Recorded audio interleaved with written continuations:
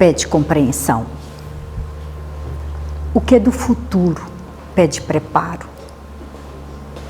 E o que é do presente pede presença. Boa noite a todos. É esse o nosso raciocínio de hoje. É sobre isso que nós vamos falar. Sobre o pensamento em movimento. Nós vamos começar com uma grande filósofa, Mafalda. Mafalda na praia, delícia, né? Mafalda olha para um crustáceo e se pergunta, mas que mania de andar para trás, que bicho mais sem futuro. E julga, né? Você é um bicho estúpido, sem futuro. Mas ela repensa, quando olha para a direção que o bicho sem futuro olhava, será que o futuro é tão ruim que o melhor mesmo é voltar, talvez presente ou passado? Esse é um raciocínio que nós precisamos fazer. Que futuro é esse que nós estamos criando? Bom? Ruim? O que vai em nossos pensamentos? Charles Sanders Peirce, de quem nós vamos falar muito essa noite, é um filósofo e matemático, e ele diz que é no perceber que se raciocina. E Marina Fidelis completa dizendo que sem a possibilidade de o passado visitar o futuro, o presente se congela.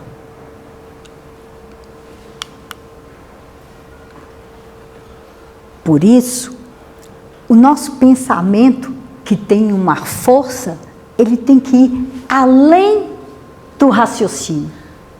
Porque é no pensamento que nós criamos, que nós participamos, através dele, da criação. A retrodução, em essência, é um movimento do pensamento que retorna às origens para compreender esse presente e para formular, para projetar um futuro. Por isso, esse movimento, ao se articular, ele cria um elo invisível, entre o visível e o invisível. E não podemos nos esquecer que o invisível é sensível, que o invisível é um código. E se ele é um código, ele pode ser codificado, ele pode ser entendido. Esse elo também é feito entre o fato e o sentido. Aquilo que pode ser materializado, que pode ser descrito, e aquilo que só eu sei o que eu senti. Também um elo entre a experiência e a transcendência. Aquilo que eu experienciei e a transformação que eu permiti que acontecesse.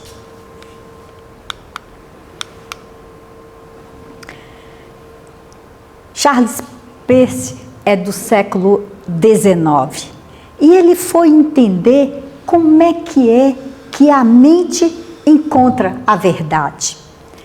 E através da ciência, ele viu duas formas. A primeira é a dedução, que parte de um pressuposto para determinar a conclusão. Então vai do mais amplo para o particular. Por exemplo, choveu hoje, portanto, a grama está molhada.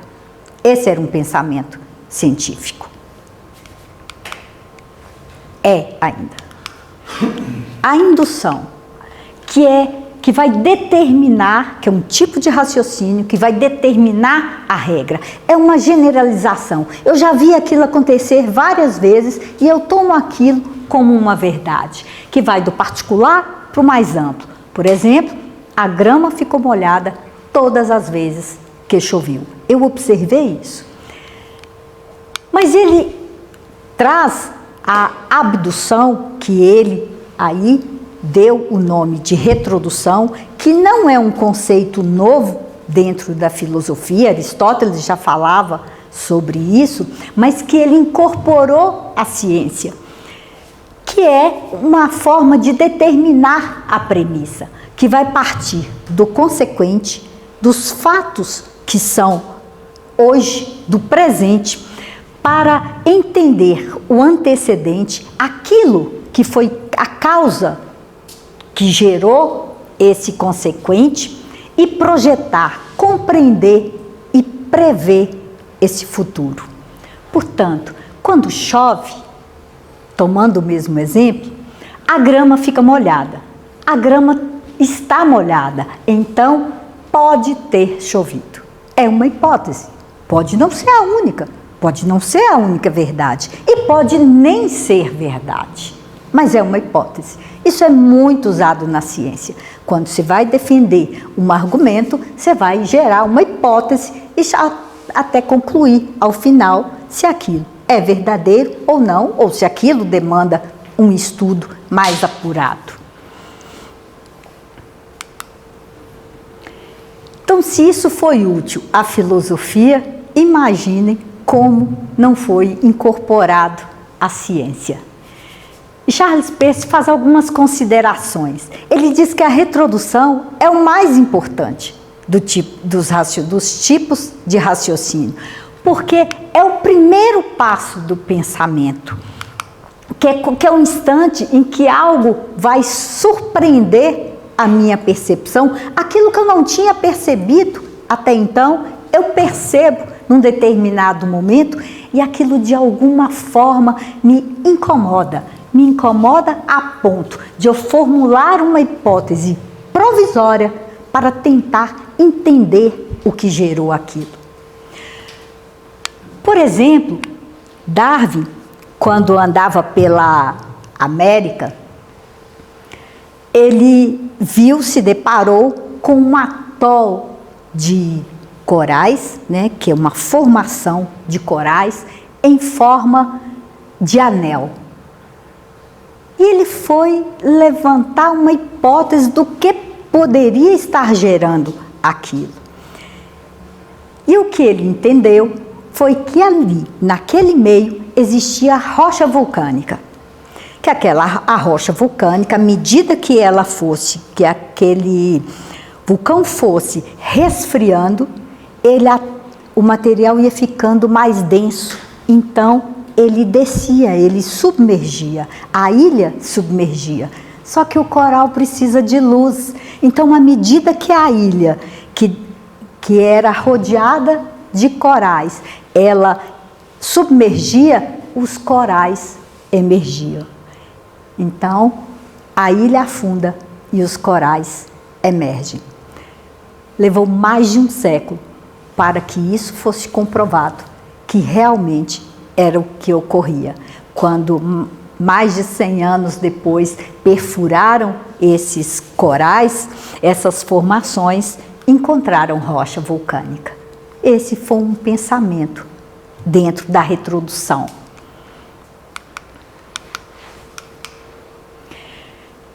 A retrodução, para Peirce, é um raciocínio intuitivo que vai do efeito para a causa, do consequente para o antecedente.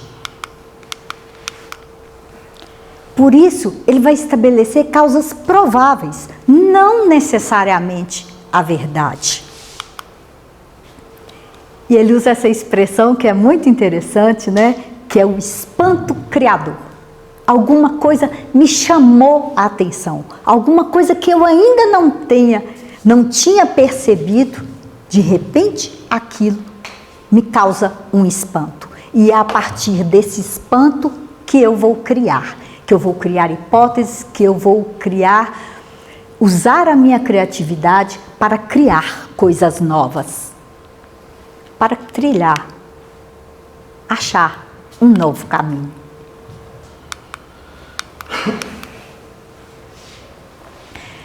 Há um outro cientista, muito em voga, ainda encarnado, que Rupert Sheldrake, que ele traz um outro conceito. Ele bebeu na fonte de Percy, mas ele não usa os mesmos termos que Percy usa. Ele aparece com um conceito de campos mórficos, que são campos de memória e de forma que conectam tudo o que existe. O que são campos? Campos são espaços, porções do espaço abertos que contêm uma força. Portanto, nós temos um campo gravitacional, nós temos um campo elétrico, um campo magnético, temos também um campo mediúnico, que também é um campo. Aqui, entre nós estamos formando um campo mental. Nós estamos todos aqui com um propósito. Nós estamos sintonizados numa mesma frequência. Isso cria um campo. Tanto é que quando alguém entra nessa casa, ainda que não tenha ninguém, sente esse campo. Muito fácil da gente perceber isso quando a gente vai a locais que nunca foi, né? Qual que é a sensação? Esse local a gente usa, né, um termo assim, isso aqui tem uma energia boa, isso aqui não tem uma energia boa. É o sentimento que te passa daquele campo. Como também as pessoas dos grupos, os campos são muito abertos. Quando se aplica o pensamento de Sheldrake à retrodução, nós vamos encontrar que ele observou fenômenos que a ciência tradicional não explicava. A ciência simplesmente negava. Telepatia, hábitos biológicos, intuição animal, isso eram coisas que a ciência relevava.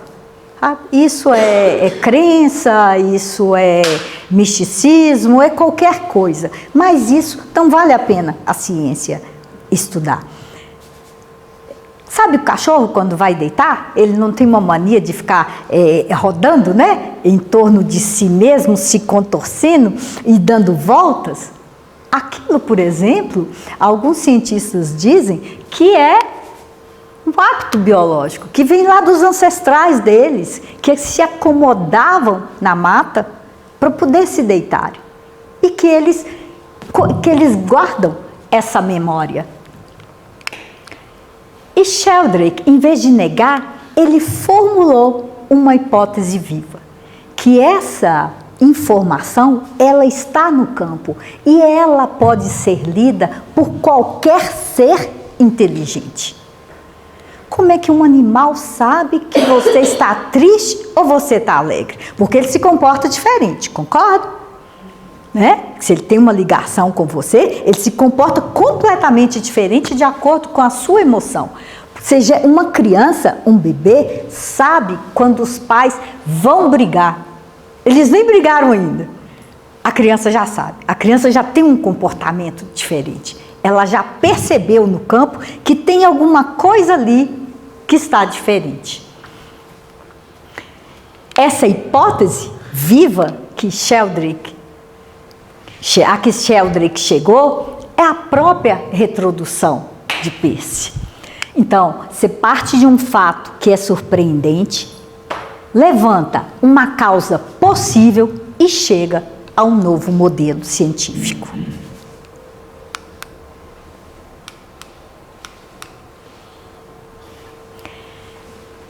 As ideias-chave dele são que as leis da natureza são hábitos evolutivos. Vai se criando sempre o mesmo hábito. Num determinado momento, algo interfere naquilo e muda aquele hábito. E aquilo repetido vira um novo hábito e evolui. O universo aprende, cria e se transforma, exatamente como nós, que aprendemos a lidar com as mudanças que a vida, que o mundo se colocou para nós. Vejam quantos hábitos você tinha e que você mudou ao longo da vida. nos últimos anos, então, que a velocidade da mudança, né, foi imensa, como a gente teve que se adaptar a isso. Então, se a gente vai fazer uma conexão filosófica entre Peirce e Sheldrake, nós vamos ver que Peirce fala do pensamento humano em evolução. E Sheldrake estende isso. Ele fala que a natureza toda é um organismo pensante. Ou como nós dizemos nessa casa, que há uma inteligência em todo o universo. Portanto, a inteligência não é só humana, que tudo tem a sua inteligência. Eu tenho um caminho de formigas. Se eu coloco um obstáculo naquele meio, ela contorna. Há uma inteligência daquilo. Ela não vai direto pro obstáculo. Ele diz, o universo não é uma máquina, é um ser que recorda. E quando a gente traz isso para o espírito? O irmão Antônio Green nos lembra algumas premissas. A primeira delas, naturalmente, que o espírito é o princípio inteligente do universo, conforme nos disse Kardec. E que o espírito é autor, ator e portador da cultura. O que significa isso? É o espírito que cria a condição da cultura. É ele que representa essa cultura. Mas é ele também que presentifica essa cultura. Você olha para uma pessoa, você a ouve falar e você faz uma leitura das suas crenças, você faz uma leitura de onde ela vem, de toda a cultura que ela traz.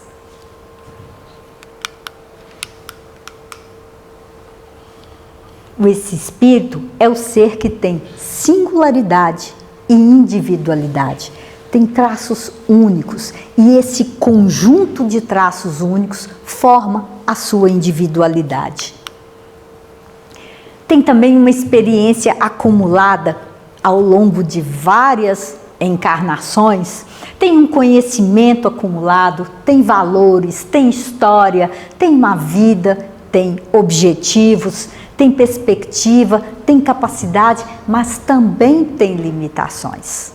E é dentro disso que ele vai agir, que ele vai criar a sua cultura e que ele vai ser autor, ator e portador dela.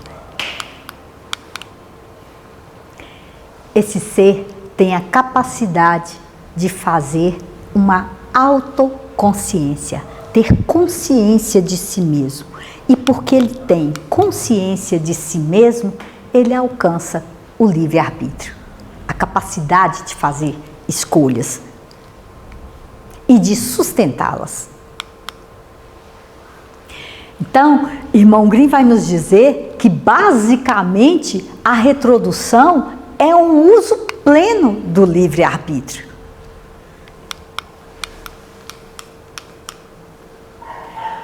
E ele divide isso em 4 tempos: presente, passado, futuro e, novamente, o presente.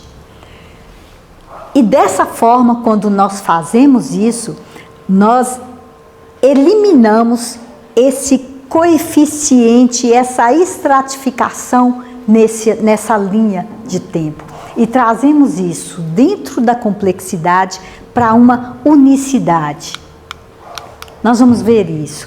Nós fazemos esse movimento do consequente, sequente, do presente, para o antecedente, que é o passado, e vamos compor o futuro. Graficamente, é isso aqui. Nós estamos no presente, um fato ou um problema. Diante disso, que nos espanta, olhando para isso, através da nossa autodeterminação, do nosso autoconhecimento, da nossa auto-organização, da nossa autodeterminação, nós dizemos, isso me espanta. O que isso significa para mim? Fazendo esse raciocínio dentro do meu sentido de vida, eu vou ao passado para entender qual que é a causa, qual que é a origem disso. E quando eu vou ao passado, eu vou recorrer à minha memória, às experiências que eu vivi, aos meus existentes. Eu vou recorrer ao meu conhecimento, seja espiritual, social e biológico, mas também a um conhecimento que é social, que é do meu grupo. E do passado, eu vou ao futuro. E eu vou entender quais são as consequências possíveis. Eu vou tentar entender quais são as consequências possíveis daquele fato ou daquele problema, usando o que eu tenho, o que eu sou, ou o que o meu grupo traz, aquilo que eu acesso. E quando eu vou ao futuro, eu vou pensar qual é a minha expectativa de futuro. Qual que é o futuro possível? O futuro possível é uma mistura entre o ideal e o real. Quais são as minhas intenções? Quais são as minhas motivações? Quais são os desdobramentos e os efeitos de uma ação que eu venha tomar? E a partir disso, eu construo esse futuro e volto a um presente renovado. Quando eu volto para esse presente, depois de fazer essa reflexão, depois de fazer essa meditação, eu vou conseguir chegar a uma ação que é muito mais consistente, baseada na minha imaginação e na minha criatividade. E dessa forma eu contribuo para uma renovação do espírito, para evolução. Sim, há condicionantes, sem dúvida que nós temos condicionantes, que não há um uso pleno e perfeito do livre-arbítrio, da minha ação, da minha idealização. Porque isso vai estar baseado nas minhas escolhas anteriores, que foi o que gerou a minha história, a minha trajetória e o meu acervo. E eu não posso esquecer que eu tenho limitações. Então, isso não foi assim tão amplo. Vai depender também das escolhas dos outros. Pode ser que em alguns momentos, em alguns pontos, eu dependa de outras pessoas. Do contexto cultural que eu vivo, que também é limitado, das contingências físicas, químicas, biológicas, ambientais, sabe? Se houve acidentes, se há acidentes geológicos, se a minha saúde como anda, de uma série de contingências podem estar envolvidas nesses como condicionante.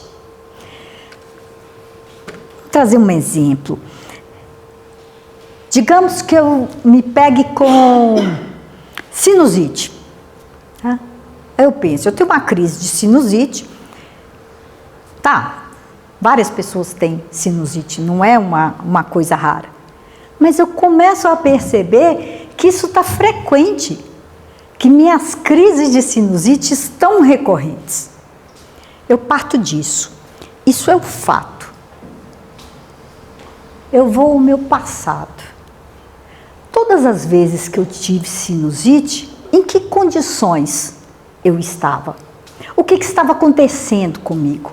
Como é que estava a minha saúde? Como é que estava a minha alimentação? Como é que estava o meu emocional?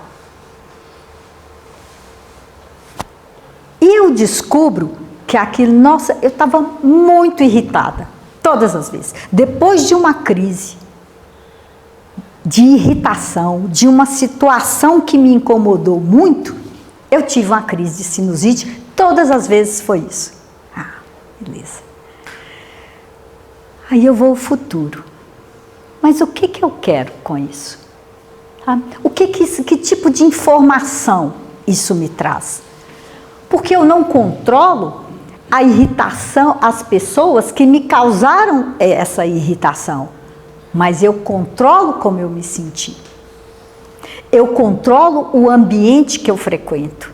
O que eu posso fazer em relação a isso? Porque se eu chegar à conclusão de que aquilo não tem jeito, que a culpa é do outro, nós vamos parar aí. E outras crises virão. Mas pode ser que ao caminhar do passado para o futuro e entender, eu não quero isso para mim, eu não quero continuar repetindo isso, que eu encontre outras soluções, que eu crie outra coisa.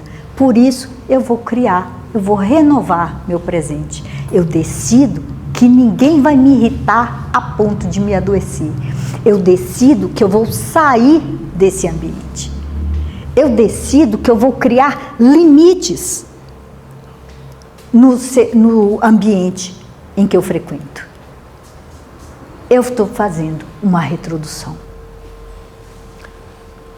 Isso acontece, como Charles Peirce dizia, muito mais comum do que a gente pensa. Mas nós precisamos estar atentos, estar em presença. Esse irmão Grimm nos traz um conceito de revisita. Ele fala, revisitar o futuro. Mas como é que eu vou revisitar o futuro? Eu nunca fui lá. Ah, podemos revisitar o futuro. A partir das experiências do passado, eu vou projetar isso numa linha de futuro que vai revitalizar o presente. Isso é exatamente a retrodução. E em um exercício contínuo, propiciar a construção de sua trajetória. Para isso, você tem que saber qual que é o seu sentido de vida. O que é o futuro que você quer construir? Mas ele também fala numa revisita à verdade. Porque as verdades que eu trago podem nem ter sido construídas por mim. Podem ter sido aprendidas. E aí, elas valem? Elas continuam valendo? Ou elas foram hipóteses que se perderam no tempo? Ou elas foram hipóteses que já não fazem mais nenhum sentido na minha vida, que não contribuem para a minha evolução? É uma revisão conceitual de qualquer segmento da verdade. Eu vou criticar, eu vou avaliar, eu vou reconstruir todos os conceitos que eu tenho construído. Isso é o que irmão Grimm chama de fazer um segundo olhar.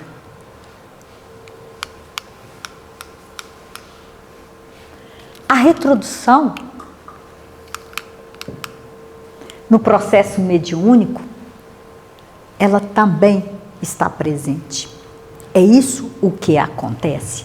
E nós não podemos esquecer que no processo mediúnico, essa retrodução envolve seres inteligentes em ambos os polissistemas. Nós temos essa comunicação entre um espírito desencarnado e um espírito encarnado que tem características similares de conhecimento, de valores e de intenção, mas que vai estar sempre ocorrendo em torno do bem. Sempre. Pode ter certeza que se não for nessa linha, que não tem espírito desencarnado.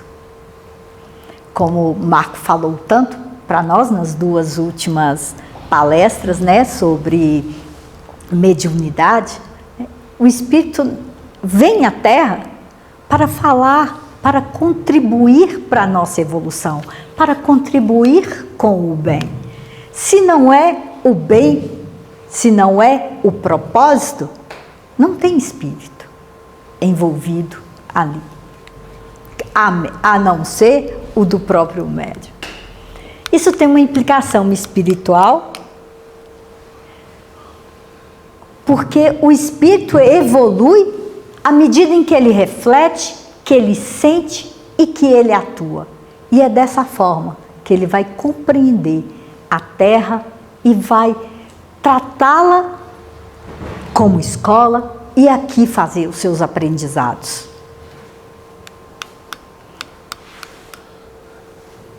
Como no exemplo por exemplo, né, eu revisito uma dor, por exemplo, na sinusite. Se eu reconhecer a causa e vislumbrar o sentido futuro, porque pode ser que aquilo tenha, né? Quantas vezes você não sai, você mesmo, ou você assiste alguém, vê como aquela doença foi importante para aquela pessoa. Ela saiu renovada daquilo. Talvez um processo que levaria, que se perderia numa encarnação, a pessoa passa por um processo de adoecimento e ela desperta. Precisar não precisa, convenhamos, mas às vezes isso acontece e a gente tem que entender, né? Que bom que aconteceu, que bom que teve essa oportunidade, ainda que dentro desse viés. Essa é a retrodução do espírito. Marina Fidelis, recentemente foi lançado, mês passado, foi lançado um livro que ela deixou psicografado, né, através do professor Mauri, e que foi, embora ele tenha desencarnado em 2022, né, 22 ou 23, ela tem um vasto material que foi deixado e recentemente foi lançado um livro chamado A Consciência Missionária Espírita, que foi ditado por Marina Fidelis. E nele ela fala isso, que é importante não retroceder. Então, quando a gente volta ao passado, não é para chorar as mágoas, para ficar lá, tá? É para tomar os aprendizados que foram feitos. Ah, mas minha mãe me deixou. Ah, mas não sei quem não gostou de mim. Ah, mas meu chefe foi injusto. Não faça isso. O que você aprendeu com isso? Ah, é buscar nessa história uma dimensão de passado, de presente e de futuro. Ah, vá lá e pegue o que foi importante para construir o seu futuro e agir no presente. Deixa eu soltar aí. A retrodução tem uma aplicação ética. Pensar em retrodução é pensar com responsabilidade temporal. Nós estamos tendo o privilégio de estar encarnados. A fila é grande. Nós não furamos fila, não. Possivelmente não. Mas há muitos que gostariam de estar no nosso lugar. Aliás, nós até nem queremos deixar o espaço, né? Na maioria das vezes. Mas nós fizemos um compromisso quando viemos. Nós viemos com um propósito de evoluir o nosso próprio espírito e de contribuir para a evolução da Terra, de contribuir para a evolução do planeta. Portanto, pensar em retrodução, nós temos que pensar com responsabilidade. Temos que compreender que toda ação é efeito de um passado e causa de um futuro. Todo efeito tem sua causa. Toda causa vai produzir uma consequência. O espírito consciente, ele retroage para compreender e projeta para servir. Então, se a gente olha nessas três perspectivas, nesses três espelhos da filosofia de Charles Sanders Peirce, também cientista, na ciência viva de Rupert Sheldrake e nos ensinamentos dos irmãos Grimm e da irmã Marina, nós vamos ver que a retrodução tem o mesmo impulso, que é o espírito em busca de inteligibilidade e de evolução.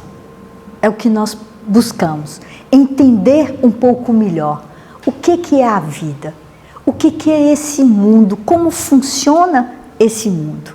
Entender cada vez um pouquinho mais. E quando nós fazemos esse movimento, nós estamos ajudando os espíritos a também nos ajudar a fazer a evolução da Terra. Concluindo, a retrodução é o caminho da inteligência viva. Propícia um lampejo criador da razão. Eu parto de um raciocínio e levo aquilo como um pensamento, na força do pensamento, para buscar os antecedentes e criar e projetar um futuro. Em Sheldrake, é a escuta da memória da natureza, que os campos estão cheios de informação. E essa informação, ela pode ser lida por qualquer tipo de inteligência. E em Grimm e em Fidelis, é o raciocínio do espírito que aprende e que recria. Sempre. Assim nós chegamos aqui. O que nos fez ter a tecnologia que nós temos hoje? Foi a necessidade. Nós precisávamos estabelecer comunicação com pessoas que estavam longe de nós. Foi essa necessidade que fez com que criássemos essa tecnologia. O que fez com que nós tivéssemos luz elétrica. A necessidade de estender o tempo de trabalho, o tempo de vivência, que já não davam conta os candeeiros. As nossas necessidades nos fizeram projetar um futuro melhor, mais confortável e que atendesse a essas necessidades. E foi assim que nós aprendemos e nós fomos recriando. Marina Fidelis, também nesse livro, tem essa frase com que eu termino, que é muito linda, é muito consoladora. Nós espíritos, somos invisíveis a alguns, mas somos sensíveis. Alguns de vocês sentem. Nesse invisível e sensível, somos capazes de informar. Estão presentes na nossa retrodução, nas nossas reflexões, quando elas estão pautadas no bem, na evolução, nessa busca, somos capazes de passar conhecimento. É a força da retrodução.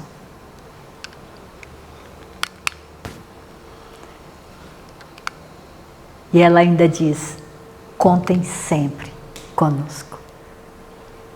Muito obrigada a todos. Boa noite. Vamos passar ao momento do passe.